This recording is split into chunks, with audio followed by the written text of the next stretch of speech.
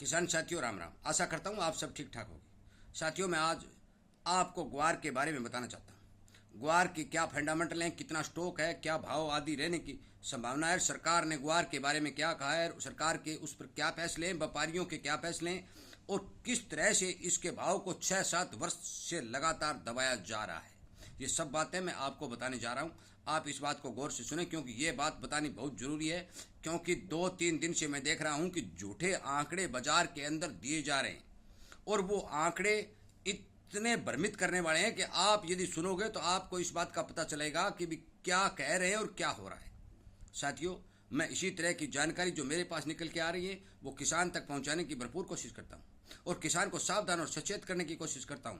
और इसीलिए आपसे ये निवेदन करता हूं कि आप इस चैनल के साथ जुड़े, सब्सक्राइब करें, इसके सामने वाली घंटी का बटन दबाएं ताकि आपको तुरंत वीडियो मिल सके। और आपका ये फर्ज बनता है कि आप हर एक किसान तक इस वीडियो को ज़्यादा से ज़्यादा शेयर करें। साथियों यदि आप मेरी बात से सहमत हैं तो आप इस चैनल के साथ जुड़ जाइए, इसे लाइक भी करिए, शेयर तो जरूर करिए। यदि आप सहमत नहीं हैं तो वो आपकी मर्जी है। मैं कतई इस चैनल के ऊपर झूठे वीडियो या भ्रमित करने वाले वीडियो अपलोड नहीं करता, नहीं मेरी ऐसी कोई मंशा है। मैं आपको पहले भी बता चुका हूं कि ये जो चैनल है ये पैसे कमाने के लिए या कोई पॉपुलरिटी मशहूर प्राप्त करने के लिए नहीं बनाया गया। ये केवल और केवल किसान की कौम को जो नुकसान हो रहा है उस नुकसान से बचाने के लिए ये कोशिश के तौर पर चैनल बनाया गया है।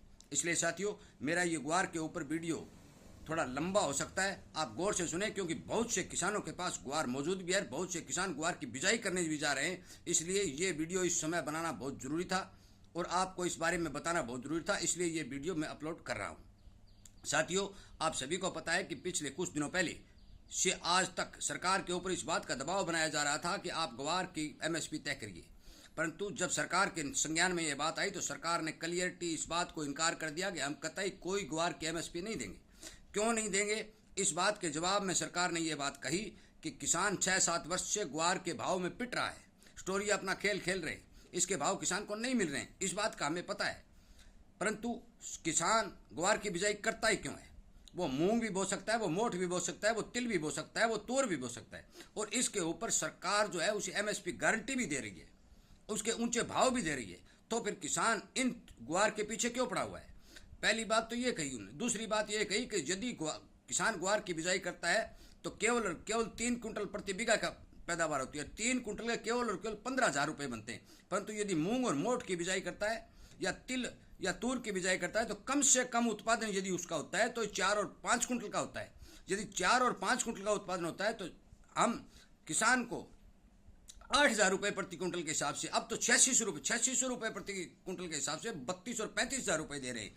तो ग्वार के प्रति बीघा उत्पादन से हम जब डबल भाव दे रहे हैं तो किसान दालों की तरफ ध्यान क्यों नहीं दे रहा है? सरकार का सीधा स्पष्ट रूप से ये कहना है कि हमें इस देश की 150 करोड़ जनसंख्या का पेट भरना है। उस पेट भरने के लिए हम खाद्यान्न वस्तुओं की MSP भी देंगे, MSP पर खरीद भी करेंगे। हो सकता है MSP ऊपर भी खरीद करने को तैयार है, परंतु जिस चीज़ का हमें केवल विदेशों में भेजना है और उससे रेवेन्यू प्राप्त करना है तो हमें उस रेवेन्यू की कतई जरूरत नहीं है। हमारे जनता का हमें सबसे ज़्यादा फिक्र है और हम जनता का पेट भरने के लिए जो भी हमारे से बनेगा हम वो कदम उठाएंगे। सरकार ने ये बात स्पष्ट कर दी है। साथियों मैं आप सबको बता देना चाहता हूँ कि यदि किसान इसी तरह पिटता रहा तो आप ये मान के चलिए कि किसान की पिटाई होना तय है, क्योंकि अब तक नई मानसून आई है, नई बिजाई हुई है और बाजार के अंदर ये दहशत फैलानी शुरू कर दी गई है कि अब की बार 1 करोड़ बोरी का उत्पादन होगा, 1 करोड़ बोरी का उत्पादन होगा। क्यों होगा? किसने कह दिया? कहाँ देख लिया? क्योंकि ये स्टोरी है। क्या करते हैं, यदि आप 50 लाख बोरी का उत्पादन पैदा करते हैं तो आप अपने खेत के अंदर इतनी मेहनत करके ये उत्पादन करेंगे और ये जो बंदे हैं जो नेट पर बैठे हैं ये अपने अंगुलियों के जरिए इस माल को डबल और ट्रिपल दिखा देंगे। पिछले साल मैंने एक NCDS का आंकड़ा देखा था साथियों, ग्वार की पैदावार जो थी वो केवल 50 और 52 लाख बोरी थी, परंतु इन्होंने क्या दिखाया? इन्होंने दिखाया 2 करोड़ 62 लाख बोरी। आप मान के चलिए आज NCDS के गोदामों के अंदर जितना माल पड़ा है, यदि वो मैं आंकड़े आपको बताना चाहूँ तो कम से कम ये वीडियो आधे घंटे का हो जाएगा। इसलिए मैं आपको मोटा मोटा ये बात समझा देता हूँ कि यदि NCDS के अंदर 50 बोरी भी ग्वार हैं तो ये लोग कागजों के अंदर इस ग्वार को 500 बोरी कर करके दिखाते हैं और ये खरीद बेच करते हैं, जिसका नाम हज लगा हुआ है। 1.25 रुपये सैकड़े के हिसाब से खरीद, ब्याज वगैरह जो सिस्टम इन्होंने बना रखे है। परंतु यदि कोई भाई डिलीवरी मांगता है तो ये बहुत ही कम डिलीवरी देने की कोशिश करते हैं, क्योंकि गोदाम यदि ये खाली कर देंगे तो ये काम किस पर करेंगे। इसलिए कृपया करके बस साथियों इस बात पर मेरी पर ध्यान दें, गौर करें कि आप जितना ज़्यादा उत्पादन पैदा करोगे उतना ही आपको नुकसान होगा। आप किसी भी फसल में ले लीजिएगा, 2 साल पहले आपने सरसों का बम्पर उत्पादन करके दिया था, आपको 2 साल तक सरसों के भाव नहीं मिले। जिस चीज का ज्यादा उत्पादन करना करके देश के अंदर ओवर स्टॉक कर देना, जिस प्रकार ग्वार का जो भाव चला था 30,000 और 32,000, दूसरी साल 15,000 और तीसरी साल 7,000 था, परंतु 3 साल के अंदर किसान ने इतना ग्वार पैदा किया कि करोड़ों करोड़ों बोरी का ओवर स्टॉक जो है कि देश के अंदर मौजूद हो गया। साथियों, मैं आपको हर बार ये सचेत करता हूँ, ये बात बताता हूँ कि आप कृपया करके डिमांड, सप्लाई, कितना प्रोडक्शन, कहाँ कितनी खपत, इन सब बातों पर ध्यान रखकर ही बिजाई करें। यदि आप अंधाधुंध जिस चीज की जरूरत बाजार में बहुत ही कम है उस चीज की अंधाधुंध बिजाई करेंगे तो आपको भाव कतई नहीं मिलेंगे। साथियों, मैं आपको बता देना चाहता हूं कि यदि बहुत ही मजबूरी है तो आप ग्वार की बिजाई कर सकते हैं, परंतु यदि आपके पास ऑप्शन है तो आप ग्वार को हटाकर उस फसल की बिजाई करें जो नकदी फसल है। और यदि आपके पास ग्वार पड़ा है और ग्वार की कमी आएगी तो थोड़े ग्वार का भी आपको भाव ज्यादा मिल जाएगा। इसलिए यदि किसी किसान के पास 100 कुंटल ग्वार पड़ा है और वो पुराना स्टॉक तो उसके पास 100 कुंटल ग्वार पड़ा है और उसने मूंग, मोठ, तिल, तूर आदि पैदा और कर दी, तो वो तो उसके भाव अच्छे मिले ही मिले, परंतु ग्वार का प्रोडक्शन घटा तो ग्वार की डिमांड भी बढ़ी, डिमांड बढ़ी तो भाव बढ़े। साथियों, ये मान के चलो कि यदि आप ओवर स्टॉक देश के अंदर पैदा करेंगे तो ये स्टोर ये आपको कतई भाव नहीं देने वाले हैं, कम स्टॉक में भी नहीं दे रहे हैं। जब पिछले साल जब है आप मान के चलो भी फसल नहीं हो रही है और पिछले 6 साल से लगातार थोड़ी थोड़ी करके फसल घटती जा रही है, इसका बिजाई का रकबा घटता जा रहा है, क्योंकि किसान ग्वार के ऊपर इतना नुकसान उठा चुका है कि उसका सिर उठाने के लायक ही नहीं बचा। छोटा व्यापारी किसान के साथ जो जुड़ा हुआ था उसका सारे का कुचुम्बर निकल गया बेचारे का। साथियों, मैं आपसे विनय निवेदन करता हूं कि आप इस तरह की जो सिस्टम की जो जानकारी है उन जानकारियों को हर किसान तक पहुंचाएं और इस किसान से ये उम्मीद करें, किसान से ये मांग करें कि आप एक खेत के बेशक 4 टुकड़े बना लीजिए, 3 बना लीजिए, 2 बना लीजिए, आप इस खेत के अंदर एक फसल लगा करके पूरा इतना ज्यादा प्रोडक्शन तैयार मत करें कि वो बम्पर स्टॉक हो जाए और उसे कोई खरीदने वाला न हो। साथियों, जब तक किसान जागृत नहीं होगा, जब तक ये बात किसान के समझ में नहीं आएगी, तब तक किसान को किसी जिंस का भाव नहीं मिलने वाला है। आज मूंग 8600 रुपए की एमएसपी है, सरकार दे रखी है। तूर और मसूर, इन 2-3 फसलों के ऊपर सरकार ने जो एमएसपी गारंटी भी दी है, अब मान के चलो क्यों दी है, क्योंकि इनके अंदर भरपूर देश के अंदर इन चीजों की कमी है। चना आज 7,000 है, हो सकता है ये 8 भी हो जाए।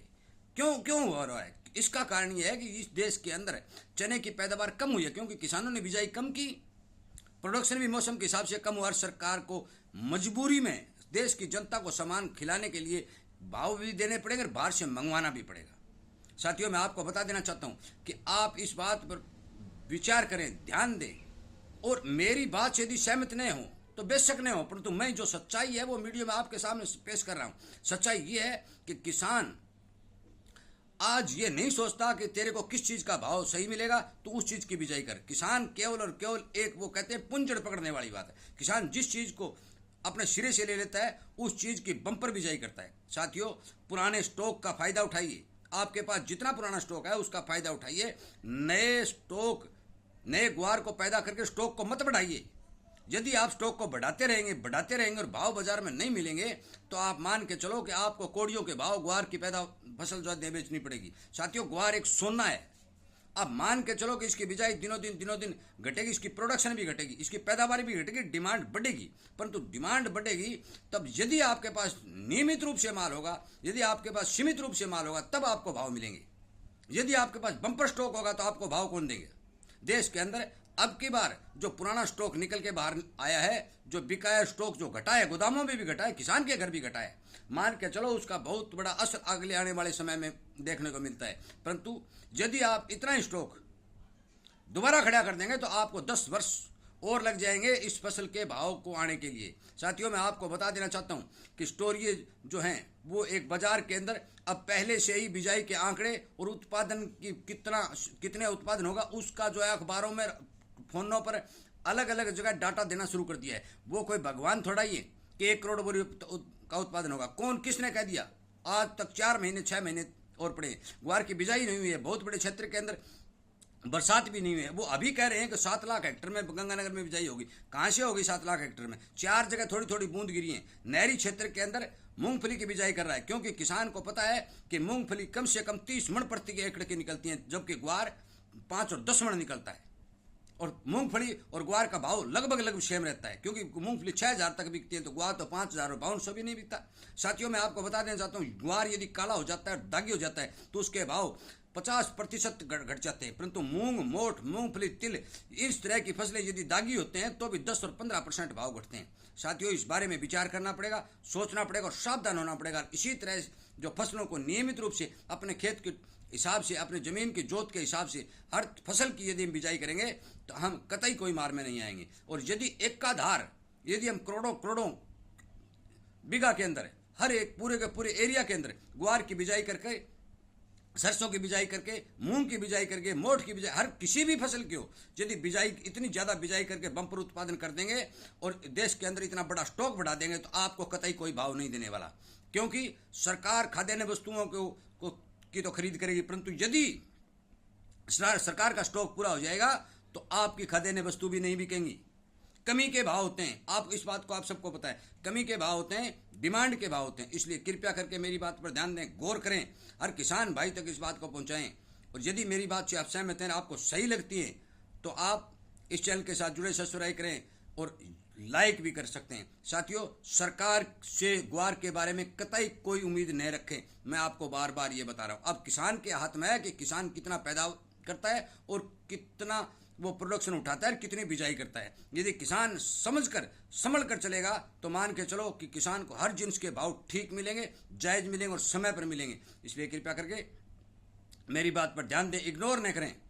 और मेरी जिन जिन विशेषज्ञों से बात होती है उन विशेषज्ञों का भी यही कहना है और उनकी राय भी यही है। वो सभी लोग जो है किसान की चिंता करते हैं, छोटे व्यापारियों की चिंता करते हैं, परंतु 5, 7, 10, 20 जितने भी जो बड़े स्टोरी हैं उन्हें किसान की, छोटे व्यापारी की और किसी की भी चिंता नहीं, उन्हें अपनी जेब की चिंता है। वो अपनी जेब भरने में लगे रहेंगे। यदि आप अंधे रहेंगे, होते रहेंगे और इसी तरह से उनको माल मंदे में देते रहेंगे तो वो आपका फायदा उठाते रहेंगे। साथियों, वीडियो सुनने के लिए, चैनल के साथ जुड़ने के लिए, लाइक और शेयर करने के लिए आपका बहुत बहुत धन्यवाद।